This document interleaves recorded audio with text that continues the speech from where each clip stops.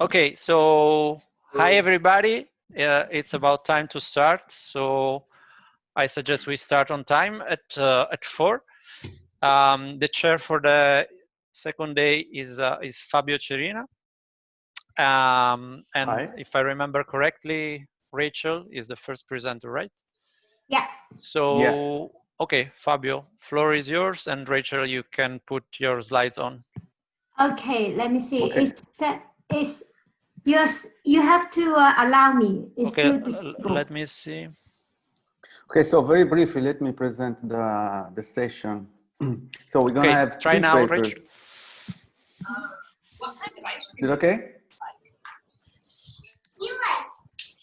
Cool. Wait, let me see. Okay, is it working? Yep. Yep. You can we can see it. Great.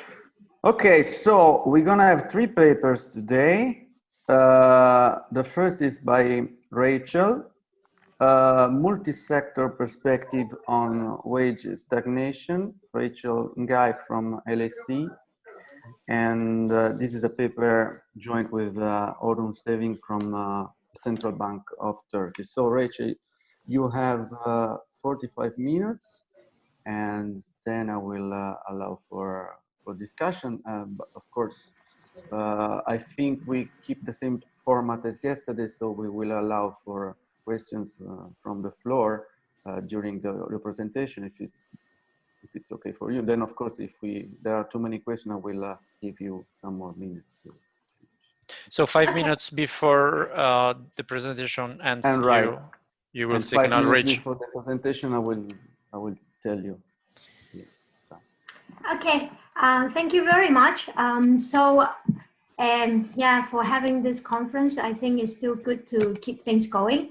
So the paper is joined with Orhun. He apologized, he cannot join because they are in a lockdown now in Turkey, so it's complicated there also. Okay, so my plan is the following, because I think 45 minutes is quite short. So what I did is I prepared 20 slides, which is basically the idea and the economics of the paper. And when I have time, then I will go to the technical detail of the paper. Okay, so my objective is after 20 slides, you will know what I'm doing in this paper, what we are doing in this paper, and and be able to make comments and to see whether it's sensible or not.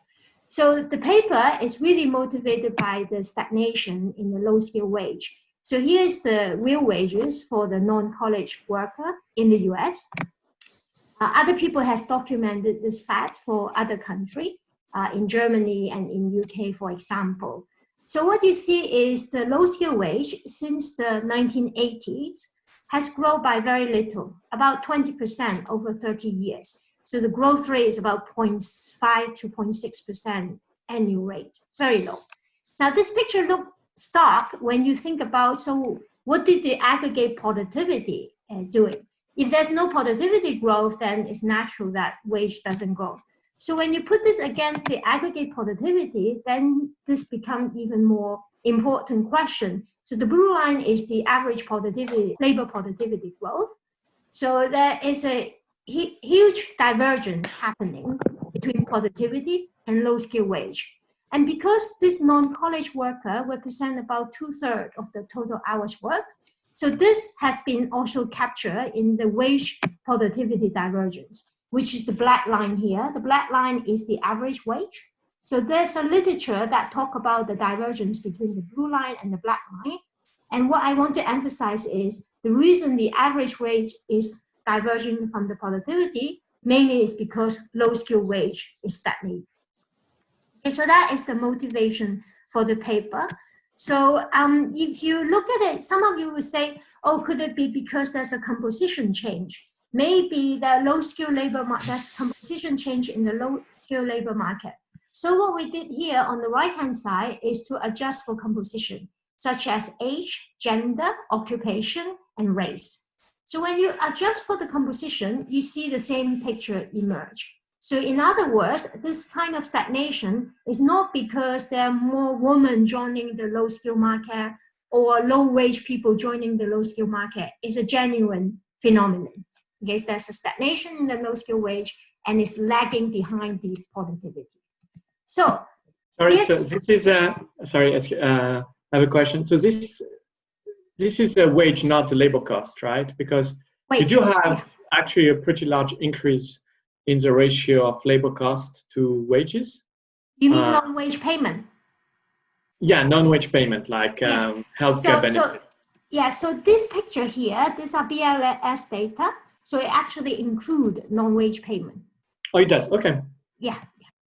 So the objective of the paper is to understand why there is stagnation in the low-skilled real wages, and especially together with the other two well-known facts. One is the rising wage inequality, and the other is the divergence between average wage and productivity.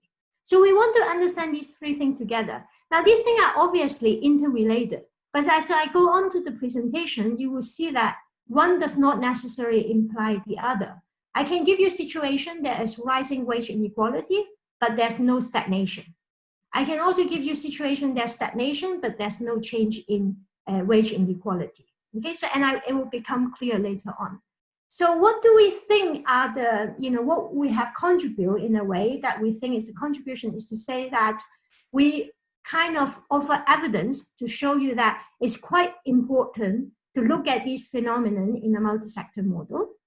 And then we are going to show that this perspective is quantitatively important in understanding these three facts together. So let me show you what is the idea and the intuition behind why we think multi-sector is important.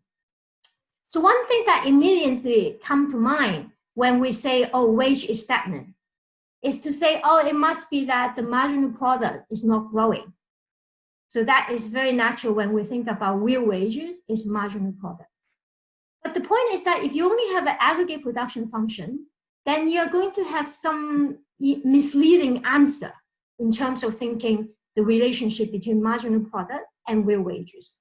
Imagine if in the actual world, we have an economy with many sectors. When you have many sectors, then it's possible to have stagnation in real wages without all the sector experience stagnation in the marginal product of labor. Okay, so that is one first key observation. Now, how do we come up with this? Think about what workers care about.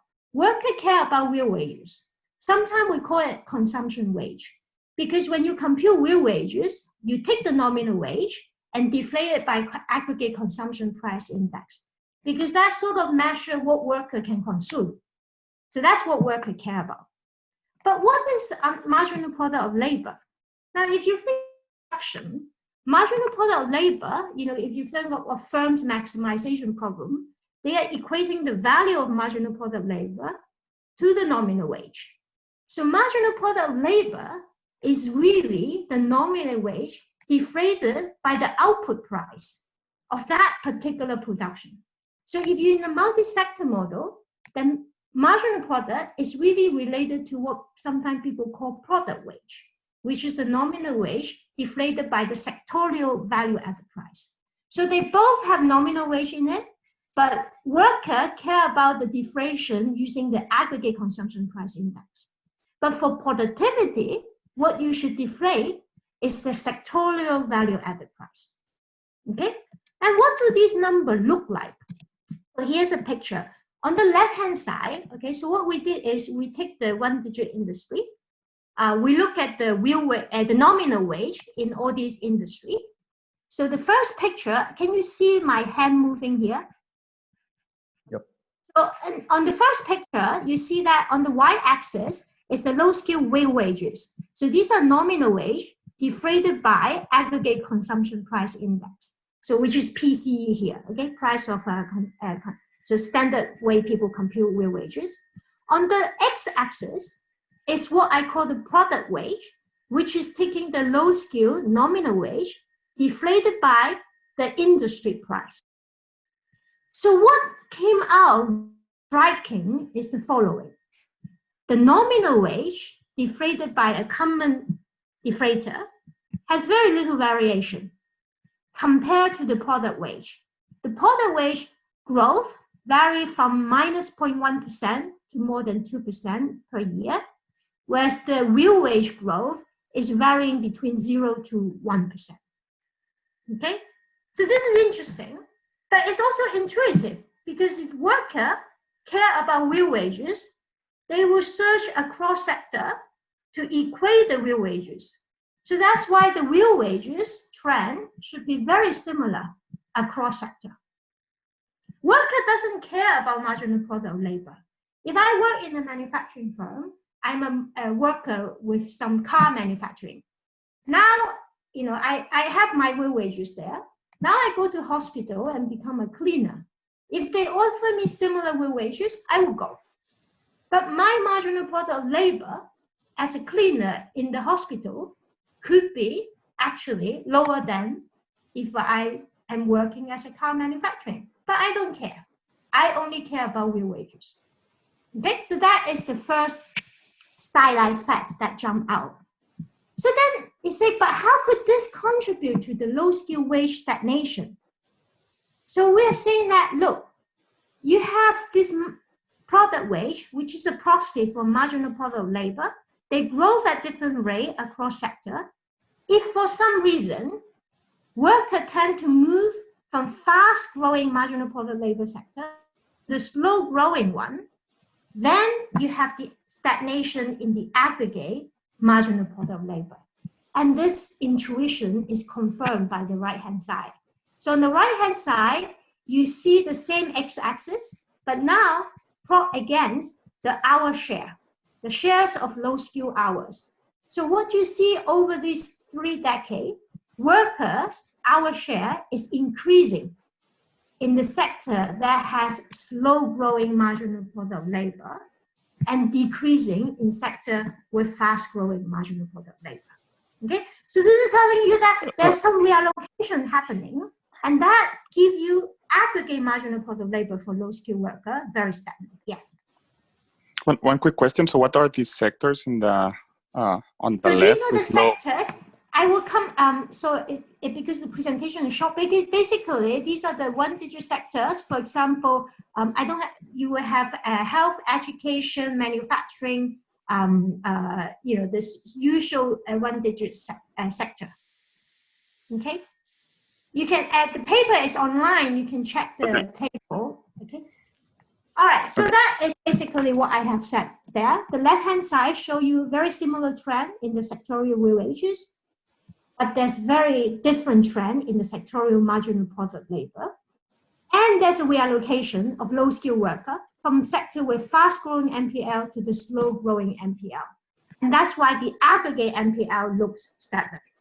Okay, so that's why this multi-sector perspective is important. Now that's a qualitative point. So before I go to the model, I wanted to show you in the back of envelope calculation how important this mechanism can be. Okay? So what I did here is simply rewriting the average real wages as a weighted average of sectorial product wage. So I just basically divide by PJ, multiply by PJ, and divided by PC. So this is just an identity. Okay? But what it said is the average real wages is essentially a weighted average of these product wage. Now, what is important is this weight. This wage is not the labor share. If you write labor share weight, then you'll be just weighting the real wages of each sector. And you will find nothing, because I already showed you real wages are very similar. So if you do a between decomposition of real wages, you will find that sector has no role. But I'm telling you that's the wrong way of looking at the data. What you should be looking at is the weighted average of the product wage. So now my question is, if there was no sectorial allocation, if relative price didn't change, labor didn't reallocate, then this alpha J would be constant. So if I just take a constant weight of the product wage, what would the low skill wage look like? And that's the black line. So instead of growing at 20%, now the wage will be growing at more than 40%. So this change in the alpha J, due to the change in the relative price and our share, have lowered the low skill wage at least by half. Okay, this is just the data. It's just a simple counterfactual. If there's no such reallocation happening, then the real wages of low-skilled workers would have been increased by almost double. Okay, so I hope this is a simple exercise sort of convince you there's a sense why looking at the multi-sector is very important. So the schedule, yeah. Well, another quick question. I mean, so in the weights, you have two things, right? One is the fact, the share of workers across sectors, and the other, the relative prices, right? So an alternative story would be changes in the relative prices. Exactly. So what I did in the paper, which is that if you allow just this price change, but this hold, you will get a line in the middle. Okay? So you need both. The relative price is necessary, but sectorial change in terms of our share is also important quantitatively. Okay? But if you do not have change in relative price, you only change the labor share, you do not get anything. Because real wage growth are almost the same across sectors. Okay, I mean, I guess what I have in mind is you're relocating and expanding some sectors, right? And maybe you're lowering the prices in those sectors, right? Yeah, and I'm so just taking it the data. There's no theory here. This is just the data. In the data, we see relative price changing, and the previous scatter plot tends to tell you, because since the real wages is similar, so those that have a slower growth in the product wage must be the sector that has a faster growth in relative price. So another way to interpret this picture is to say that sector that has faster growth in relative price is expanding, where sector has a slower growth in relative price is shrinking. So the typical example is health and education will be here, whereas manufacturing will be down here. Okay? Is it clear? Yeah. Thanks. So I have tried to use two figures to convince you that the reallocation is important, and it's also quantitatively important. It can lower the low skill wage by half. So then here's the question why we need a model. Because then you wanted to ask, why do we see this kind of reallocation? Why does it have to happen in this direction? Okay? And why only low skill wage is stagnant? Why doesn't high skill wage become stagnant? You know, so far the way I talk about it, it seems like it could apply to high skill wage as well. And finally, why is there wage productivity divergence? If the economy, like Bomo say, is shifting to sector with lower productivity growth, then both wage and productivity should be slowing down. Why should we see a divergence in productivity? Okay, so that is the reason why I turn to model, so that to understand these three things together. Okay, so what is the idea behind the model? The idea is the following. What we see is, what are the sectors that is getting more expensive? These are healthcare and education, okay? And these are used very often sector that use intensively high-skilled labor. They use low-skilled labor as well, but the share of income that go to high-skilled labor is higher. The second observation is that whoever you are, you can't substitute away from consuming these high-skilled services. Even if you're a low-skilled worker, you still need health and education. Okay, so we all need this kind of high-skilled services. Okay, but you might not be useful in producing them. As a low-skilled worker, you need to consume education and health, but you're not that useful for that sector. Okay, so that is the basic observation. So what is the mechanism that I have in mind is that low-skilled workers tend to be concentrated in sector that has faster productivity growth, such as manufacturing. However, they don't benefit as much because the product they produce is getting cheaper over time. And that actually complements the high-skilled labor because of the second assumption here. Since consumer cannot substitute away, when the price of something gets more expensive, you actually spend more on that. Okay, so that is the basic idea. Now I'm going to illustrate it, intuitively and see how this might work. Okay. So imagine the following: you have two sectors. you have lower productivity growth in the high skill sector. Because of this, relative price of the high skill sector will go up. Now, if there is consumption complementarity, it means they cannot substitute away. That will mean that labor will reallocate to the high skill sector. So this first bullet is what we already know from the structure change literature. Okay, when the elasticity is less than 1, sector that has lower productivity growth will expand. Now, what is added here is the following. But in this expanding sector, they actually put lower weight in the production function that use low skill worker. So what this does is like a skill bias demand shift.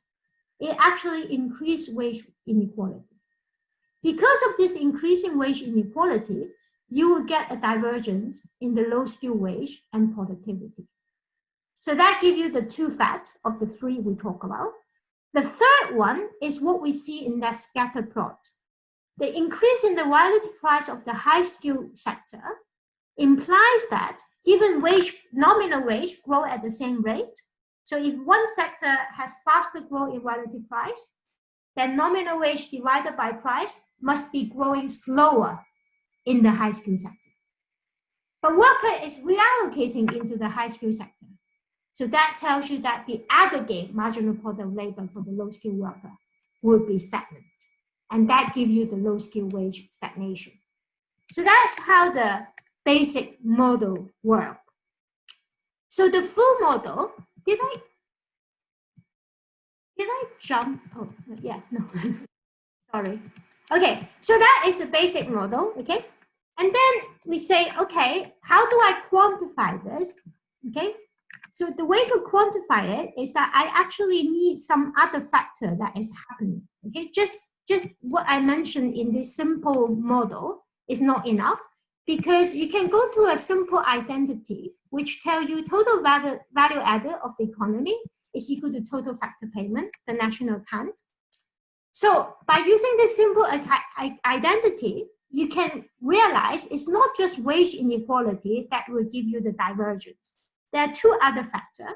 One is that if the entire economy gives less income to labor, say there's a fall in labor share, that will also give you a divergence. So that means you need to introduce capital into this model. And then the second factor is what we call the relative cost of living, in the sense that real wages is deflated by consumption deflator, where real productivity is deflated by output price index. So if there's a change in the consumption deflator relative to the output deflator, then you can also get the divergence.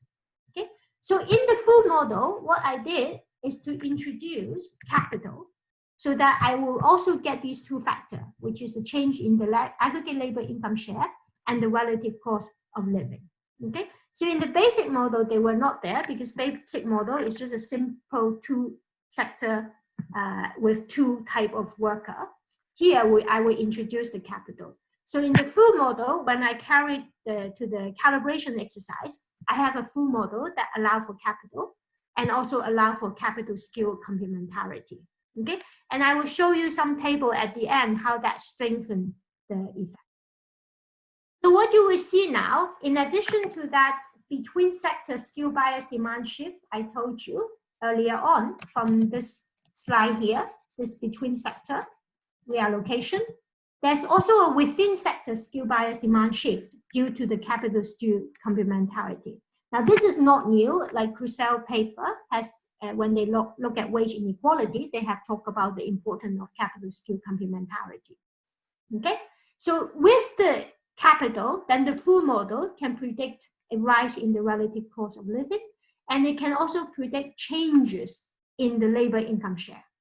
But it's an ambiguous prediction because it will predict a decline in the low skill income share, but a rise in the high skill income share. So the total labor income share is ambiguous. It depends on the calibration. But what the full model demonstrates is something quite interesting. Here, as you see, when there's a fall in the relative price of capital, we want to use more capital, but because high skill complement capital, you also want to use more high skill. So this is the within sector skill bias demand shift. This increased wage inequality. However, it actually does not contribute to low skill wage stagnation, because by having more capital and more high skill in the same production, it actually increased the productivity of the low skill worker. So this actually increased the wage level of the low skill worker. So this shows you why, even though these facts happen together, but it's not necessary, rising wage inequality will generate low skill wage stagnation. Okay? So at the end of the exercise, I will show you how each play out. Rachel? Rachel? Sorry, I have a question. So actually regarding that, do you have like stagnation, or can you actually generate a decrease in low skill wage? No, no decrease. I don't generate, my mechanism doesn't generate decrease, but the model allows for other mechanism which could potentially generate decrease. And I will show you later. The mechanism I propose, this between sector mechanism, will always have positive growth if productivity is rising. But the wage growth will be much slower than the productivity growth. That's what I emphasize. Okay, so the final part of the paper, which is to take the model, the full model, and calibrate to the US economy. So the strategy is simply to calibrate this between sector and the within sector to the rise in the relative price of high skill sector and the fall in the relative price of capital. And in the data, the relative price of high skill sector increased by about 49%. And that implies the product wage of the low skill worker actually increased in the low skill sector by 44%, and it fall in the high skill sector. This is the example I told you about if I'm a car manufacturing worker versus a cleaner in hospital. Okay? So in the high skill sector, these workers, their marginal productivity is completely stagnant. But in the low skill sector is growing very healthily. Okay? And then what you realize is just have my endogenous mechanism, there are part of the data I couldn't understand, which is, for example, the changes in the aggregate income share of high skill and low skill and the sectorial labor income share. So what I do is I allow the weights in the production function to change to match this income share. And then I do counterfactual to see how important is each component. Okay? So this exogenous change in this input, you can think of, for example, automation that make low skill worker redundant. So I call it labor displacing technical change. So that would be an exogenous decline in the coefficient in the production function, which will become a bit clear later on. So I allow that in the full model, and then I do counterfactual. What I find is all these endogenous source, the one that I'm proposing, and this exogenous change in the parameter for the production function, they are all quantitatively important for the divergence. But it is the between sector mechanism and the low skilled labor displacing technical change that is important for the fall in the for the wage stagnation. Okay, so I also allow for the exogenous increase in the relative supply for high skilled labor. This is again needed to account for the change in the income share. So the counterfactual is basically shutting down each at a time to see what's happening. So the important message to come out is only two sources can give me wage stagnation. One is what I said from the very beginning, this reallocation of labor from the low skill sector to high skill sector, where their marginal product of labor is growing very slow. That's the endogenous mechanism I'm proposing. The other is this exogenous change in the production weight of the low skill worker, which could be due to automation. Okay, both of them give you wage stagnation, but they have a very different implication. When you look at the changes due to the labor displacing technical change, the way it works is by exogenously lowering the usefulness of the low skill worker. So it lowers the growth of the marginal product of labor in both sectors. And especially because automation happened even more in manufacturing. So the decline in the marginal product of labor in manufacturing is even more. And that is actually counterfactual, because what I showed you earlier on is in the low skill sector, these workers, they actually have higher growth in the manufacturing sector compared to the high skill sector. So what I'm trying to bring out is just having automation is not enough to explain why low skill wage is stagnant. There's a very important part is going on, and this important part can be, see from the evidence of this differential trend in the marginal product of labor. It's not everywhere stagnant, the marginal product of labor. It's only stagnant in the high skill sector, not in the low skill sector. Okay, so that is basically the whole overall picture of the paper. And I have 15 minutes, I guess. Yes? Okay. So I'm going now to go give you some more details and number, but I hope this long introduction give you an idea what the whole paper is, okay? So the basic model, and so what we did in the paper is first to present a simple off-the-shelf two-sector, two-input model. This is a utility function we've seen in the structural change literature a lot. A simple CES with two-sector, okay? And the elasticity of the substitution is less than 1, so there's consumption complementarity. And there's a production function, which is CES. That's the important element here is this weight, psi j, okay? So this psi j is going to be lower for the low, going to be higher for the low skill sector, meaning that the low skill worker is used more intensively in the low skill sector, okay? It's a very simple off-the-shelf two-sector model. So when you work through the algebra of these this model, then you will derive the very familiar results, which I will skip and go straight to this wages, because this is a key object of interest here. So here, you write down the low skill wage, okay? This is the nominal wage, so to speak, nominal wage of the low skill worker, equal to the price of a sector. So this should be PJ, yeah, that's a typo. This should be PJ, value of the marginal product of labor. Okay, very simple. The marginal product of labor depends on the weight of the low skill worker in the production function and their income share. Okay, so that's the marginal product of labor. So what I will show you later on is how the product wage, which is WL divided by PJ, that is the marginal product of labor, is actually going to respond to this structural change. Okay, that is basically the key point of the paper. Now you can also derive relative price, which is basically equating this across sector, and we have the usual answer. The relative price is going to be rising for sector that has slower productivity growth, but there's additional term, which is due to the wage inequality, okay? So the rising wage inequality will make the relative price of high skill sector increase even more. So it sort of reinforces what is happening here.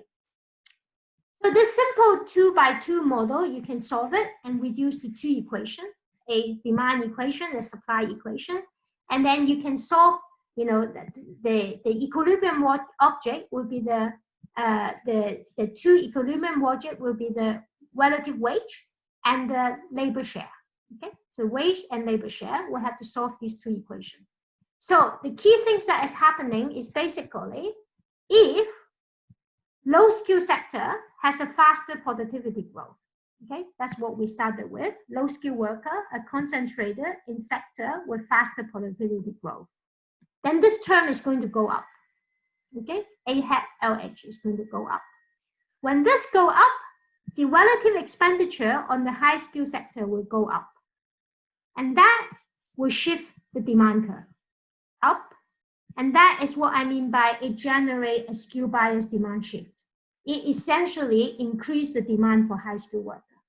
And as a result, so you have a supply and demand, the demand shift up, so Q will go up and LH will go up, okay, because the supply is upward sloping. So we know that the model is going to produce an increase in wage inequality. This result is very similar to a recent paper by Rogers and co-author. What is new here is on the level of low skill wage. So the low skill wage, which is the wage divided by some consumption price deflator, okay? So the consumption price deflator in this kind of model can be expressed in terms of the expenditure share, okay? So which tells you that if the expenditure share in the low skill sector go down, then this relative price will go down. So what it shows to you is that when you have a low skill sector, which put the higher production weight on the low skill worker, which is my assumption psi L bigger than psi H, and the output of the two sectors are complements, then the rise in the relative productivity of the low skill sector contribute negatively to the change in the low skill wage, offsetting the positive effect from the rise productivity. So this goes back to the question before. Notice that this is offsetting. So as long as there's a rise in productivity, wage has to grow. But what my claim is, the growth is much lower than the productivity. Okay? So the sketch of the intuition of the proof is simple. If you think of, say, there's two sectors here. Let's say the high skill sector didn't have any productivity growth, and there's increased productivity in the low skill sector. So AL over AH go up. Increase in the relative productivity, increase relative price. Given consumption complementarity, relative price gone up, expenditure gone up. So there is a skill bias demand shift toward the high skill worker. That gives you increase in relative wage, increase in labor share in the high skill sector. What this does is these two terms is going to generate negative effects by bringing this down because XL has come down, and also by bringing this down because earlier on I show you the marginal product of labor, the income share to the power 1 over 1 minus eta is always decreasing in Q, okay, independent of the eta. So that brings down the marginal product of labor as well. So these two negative effects is going to offset the effect from the rise in the productivity. Okay, so that is, so it's not going to give you negative, but it will bring, say, if AL increased by 2%, after this whole process, low skill wage will increase by much less than 2%. Okay, so that is the key claim here. So that is basically the 2x2 model that show you how this simple mechanism will work. And this basic mechanism is the key thing to what I'm trying to say here. But to quantify it, I cannot just take a model without capital to the data and talk about wage productivity divergence, because there are other things going on in the data.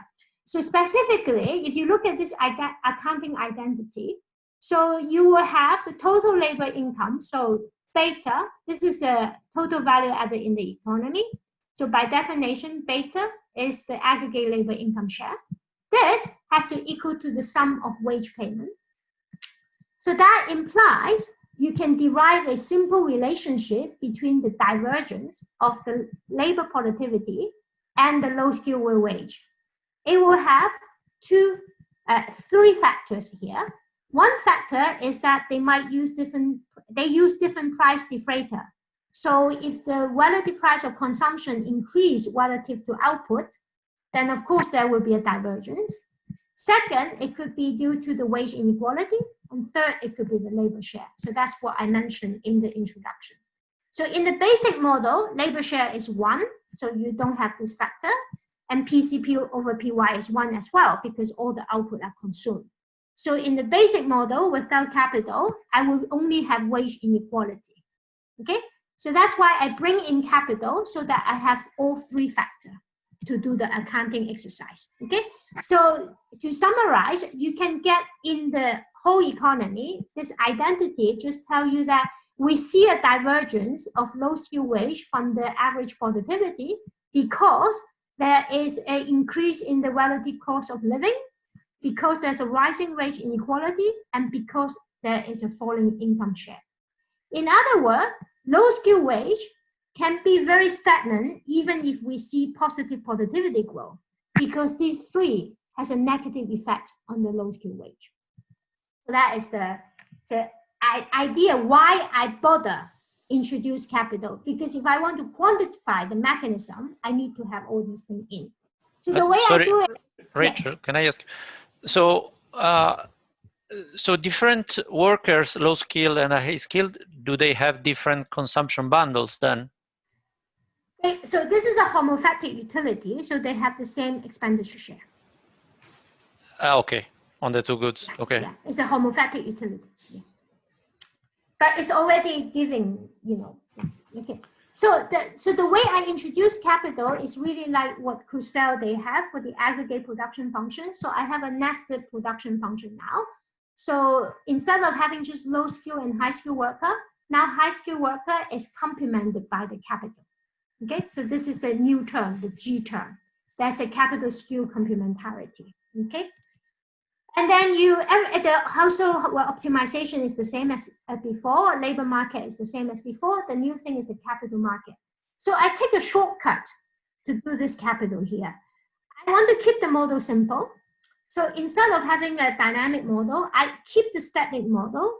And my objective is to compare 2 points in time, 1980 and 2010. So I'm saying that the capital is being produced by the low skill sector. Okay, so this should be HH and LL. Okay, so the low skill sector is producing the capital, whereas the high skill sector is only producing the consumption good.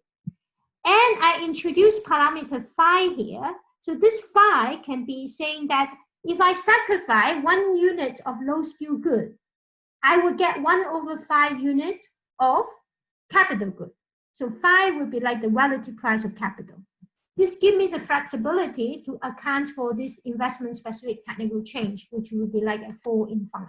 Okay. Rachel, you have 5 minutes. Okay. And then to keep the model static, I just say capital fully depreciate. So I compare 2 points in time. So I solve the models as before. Now the system is a little bit complicated, but I still reduce to solving a pair, which is the relative price of high skill worker to the capital price, and the share of the low skill labor in the high skill sector with a demand and supply equation. So it's in the paper, I will refer it to it. So let me spend 1 minute on this, another 4 minutes on the quantitative results, because I think this is quite interesting. So the way you think, how does this link to other literature that has an aggregate production function? So you basically can rewrite this nested production function as a function of high skill labor and low skill labor in equilibrium. Well, this lambda J, you know, in a Heathcote paper, they would say skill bias demand shift is an increase in lambda J, okay, some exogenous increase. Here, the lambda J will increase endogenously, both because there is a within sector force due to capital skill complementarity and a between sector force, because the lambda J will be higher for the high skill sector. So a shift toward the highest high skill sector gives you this as well. So you get 2 sources of endogenous skill bias demand shift. And then the change in the production weight, as I mentioned earlier on, you can think of it as some exogenous skill bias demand shift, which could be automation or skill bias organization change. What you will see is that they all contribute to wage inequality, but as I mentioned earlier on, not all of them contribute to wage stagnation. So in fact, what you see, so there's a nice paper by Johnson where he classified 3 kinds of technical change. The intensive technical skill bias technical change is something that raises the marginal product of high skill worker without affecting those of low skill worker directly. So that would be like the, you know, the capital skill complementarity, also the increase in kappa J. So what you see here is you will see higher inequality, but it doesn't cause low skill wage stagnation. Then you have something called extensive skill bias technical change that increase the marginal product of labor for the high skill worker and explicitly lower the marginal product of labor for the low skill worker. So that would be like the automation. Okay, so this will contribute both to the wage inequality and wage stagnation. What is interesting for this paper is that there could be skill neutral technical change, which is this sectorial productivity growth. This increased the marginal product labor of both high-skilled and low-skilled workers. But in equilibrium, it contributes to a rise in wage inequality and contribute to low-skilled wage stagnation when AL is growing faster than AH. So I think this is the interesting thing to see. So I'm going to show you, you will spend 1 minute on the quantitative results. So we basically classify the economy into two sectors. Please see the paper for the detail of the data. So then we have this target on the income share of the low-skilled and high-skilled worker in each of these two sectors and in the aggregate economy. So there's like 12 of them. And then we change the production wage to match them. So this change in production wage is imposed in order to match the sectorial income share. So as I mentioned earlier on, the automation is much faster for the low-skill sector. Okay, but because the decline in the share of the low-skill income in the low-skill sector is much sharper. You can see here, the JL is declined by much more compared to the JH. And this is reflected here. Okay? So that is the calibration. So let me show you the result. Can I have just 2 minutes, 1 minute on each slide? Okay. So first on the divergence. So column 1 is the data. As we see that there is a divergence in productivity and low skill wage. And this divergence is due to the change in deflator. During this period, the deflator actually changed only by 2.8%, very low. And it's also due to the change in wage inequality and the decline in labor share. The full model, where we force everything to match the change in the labor income share of all the sector and aggregate economy, match the data quite nicely. The question is how each individual factor matter. 2 of these are the things that I model. The between sector skill bias demand shift, the within sector skill bias demand shift due to the investment specific technical change. The 2 exogenous change, where I impose the production wage to change, and the increase in the relative supply of high skill labor.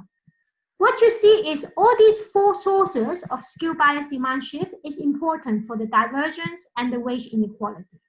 And of course, the labor supply actually, it should imply convergence and decline in wage inequality.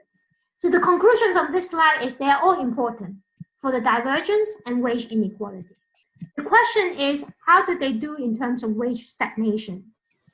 So this is the percentage change in the real productivity and the low skill wage, okay? So here the percentage is a little bit higher than what I showed you before. I talk about the difference in the paper, so I don't have time to explain it now. But essentially, it's still stagnant, about 26% compared to the 60%.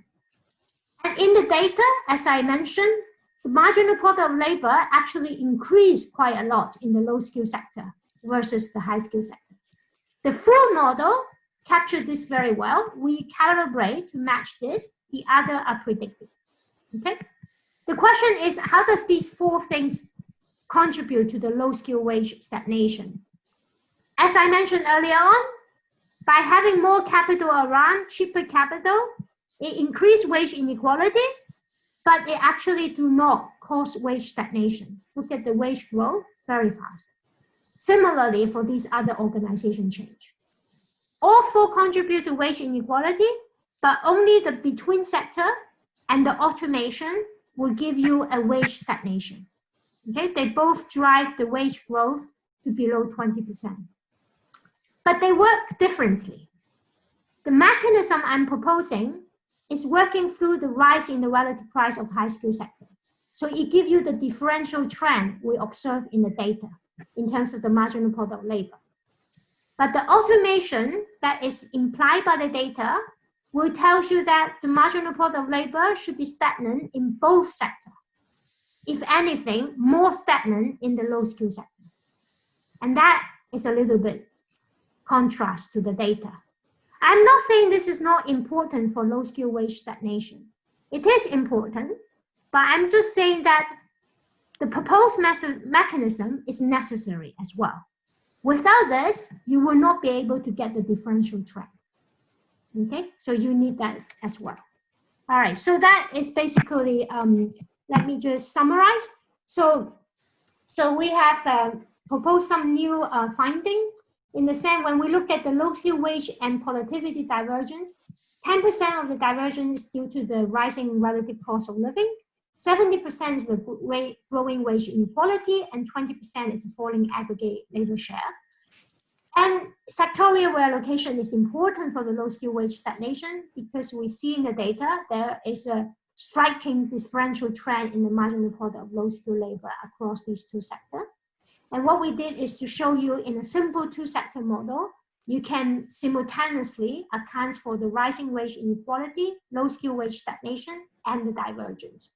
But the mechanism I propose quantitatively will not be enough to account for all the change in wage inequality and divergence because it cannot account for the decline in the aggregate labor share, okay, and not all the increase in the wage inequality. And one important message is, it seems like the way to revert this sort of low skill wage stagnation is basically have increase in the supply of high skill labor. That's the only way you can reverse it. Or, you know, when you have, you can change the way, the stagnation, but not the wage inequality if you allow the other two sources to be taking place. Okay, so I stop here. Okay, thanks a lot. Any questions from Sorry, the floor? Rachel, just a quick question on the sample. Why do you use 1980-2008? You want to refer to polarization somehow, or why don't you extend the period? You mean to before 1980? No, after 2008. I mean. After 2008. So now we can talk about the data. So the way we construct the data is using the world clamps, okay? So world clamps has 2013 version and 2017 version. In the 2017 version, you have data up to 2017, okay? But the 2017 version doesn't have the labor input file, okay? That means you will not having the total hours and total labor compensation from the 2017 version. Now, the reason we prefer to use the labor compensation from clamps is due to one of the questions asked earlier on. The CPS gives you wage for up to 2017, but CPS only have wage payment. But the clamps has the non-wage payment, and it also includes self-employed. So therefore, if I want to stick with clamps, since I need the clamps for the sectorial price, we don't have price in the CPS, so I need the clamps. But if I want to also calculate the wage from clamps, I will have to use the labor input file, which stopped in 2010.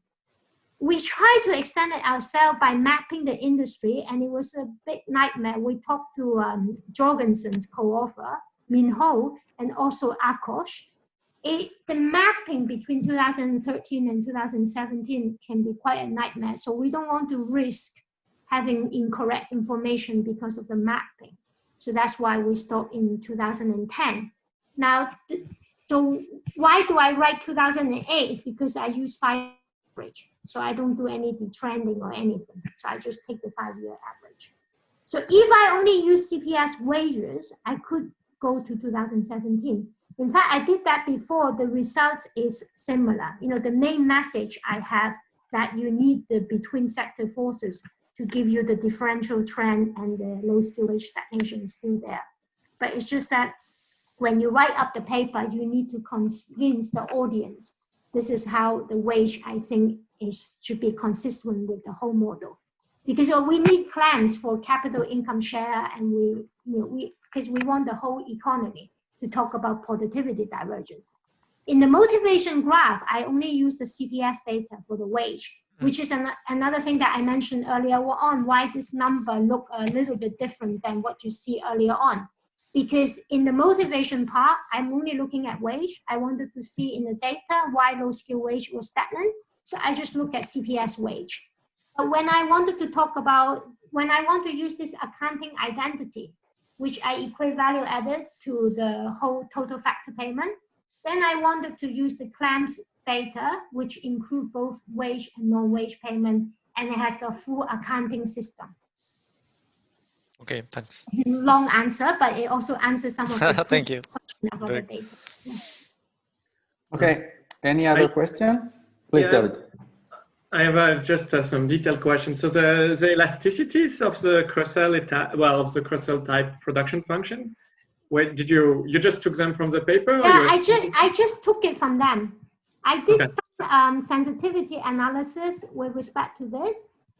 Yeah, the main message is the same. Okay, of course, if it's bigger than 1, then it's a different thing. But as long as it's less than 1, I think in the appendix, I try rho equal to 0.5 because I have a rather interesting way to back out the rho by using the equilibrium condition. I didn't want to push this too much because you see there's an equilibrium condition on high skill versus capital. So I could use the capital income and high skill capital income from the claims data to infer what rho is. And the implied rho from that method will be equal, will be 2 number for the high skill sector and low skill sector.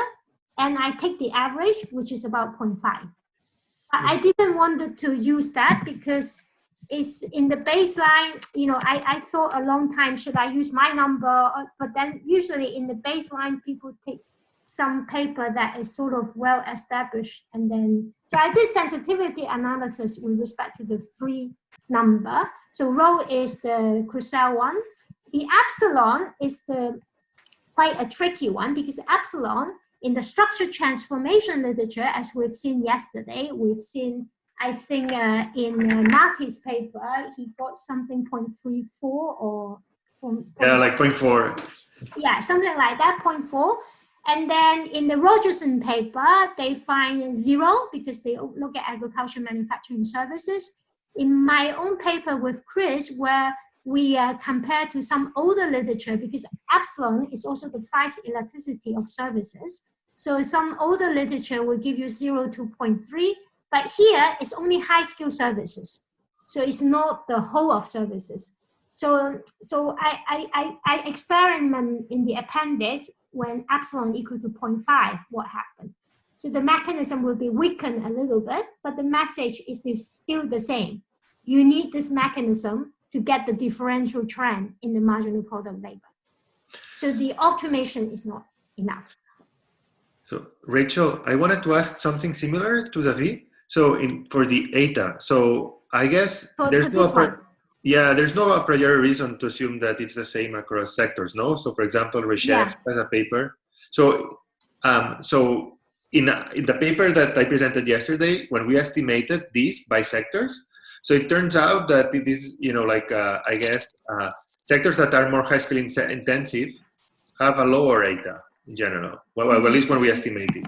So that could actually help you, I think.